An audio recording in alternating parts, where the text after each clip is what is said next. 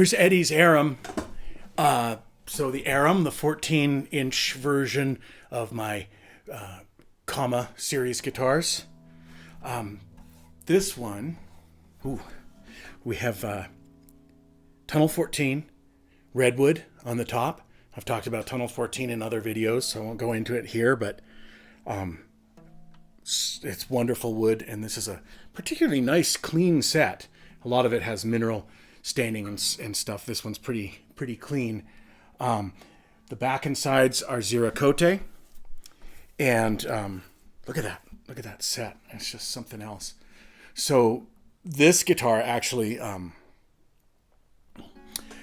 it's a little bit behind schedule because I had this thing done about a month ago, a little bit longer than that, and I was buffing the back, and I could see that there were cracks in the back, several of them, underneath the finish. They weren't, I'd done, I do this thing when I'm working, especially with a wood like Ziricote that's prone to cracking. Before I build with a guitar, I look at the set extensively, and one of the things I can do is put naphtha or some other solvent on it and wipe it off. You flood the back, wipe it off, and then if there are cracks, sometimes they're so fine you can't see. These are actually probably checks that occur in the wood when it's drying, and you can't see them any other way than to have solvent dry off. And of course, where it is, the solvent is left in the cracks, you can see these dark lines if there's a crack. And somehow I failed to see these cracks. I built the entire thing and I was buffing it out and it was done. And there were cracks. And so what I did was take a router and remove that back. And I put a new back on it using space age modern surgical techniques. I was able to do that without leaving a trace of that surgery. But and actually, I think the second set we used on the back is superior. I like it, and it matched the sides perfectly. So when all's said and done, it's okay. And I thank Eddie for his patience in waiting the extra weeks for the back to be done. But now I'm happy sending it out the door. Those cracks, by the way, you could not see them under the finish or anything until I buffed, and just the heat of the buffing wheel caused them to, you could just see a little line. Anyway. So a nice book match Ziricote headstock on there too. That's pretty dramatic. It's bound in ebony. I've been using these Shirtler tuners pretty much since I started doing the Comma series.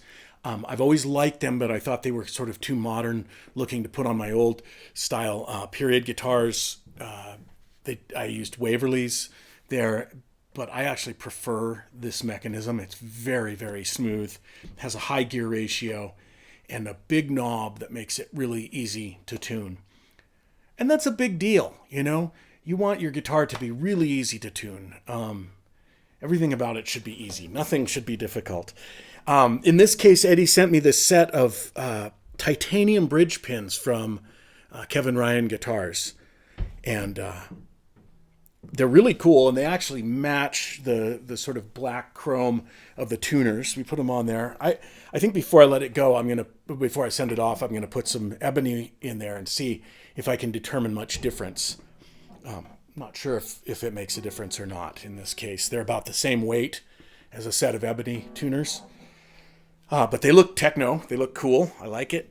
Let me play a little bit more. I'm very happy with how this guitar turned out. The Arum and the Nautilus, both my 14 and the 15-inch version of this guitars, are reaching a nice stage in their development where I've worked out any little idiosyncrasies, and I'm really happy with where the design is right now.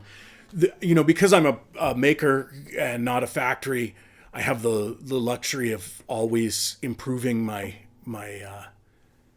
product. So it's an ongoing thing.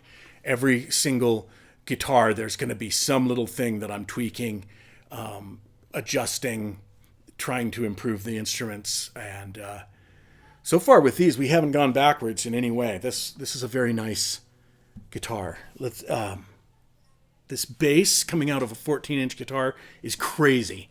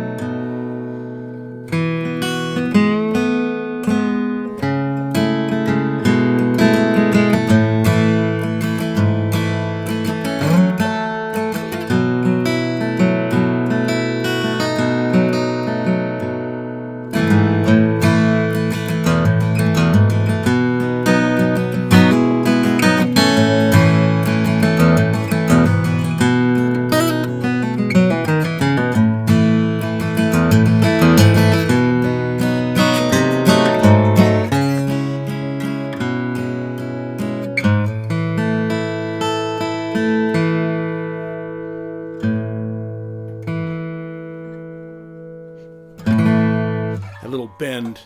Sometimes when you pull a string, bend a string really hard with the capo on it, never goes back where it's supposed to. Anyway, I love the 14-inch. The size of this instrument at 14 inches is makes a guitar that fits me personally really well. I love the feel of playing a 14-inch guitar, and something about them that you'll find in both X-braced guitars and in the Kama series here is a really evenness and compactness of tone that I find very satisfying.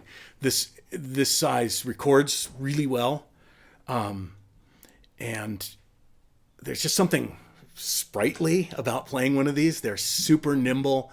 It's like a little two-seater sports car, and I don't actually currently have my own guitar, which is ridiculous. But someday I'm going to build myself an Arum. I think that's the size for Arum. I better have an Arum and a Nautilus. I can't decide.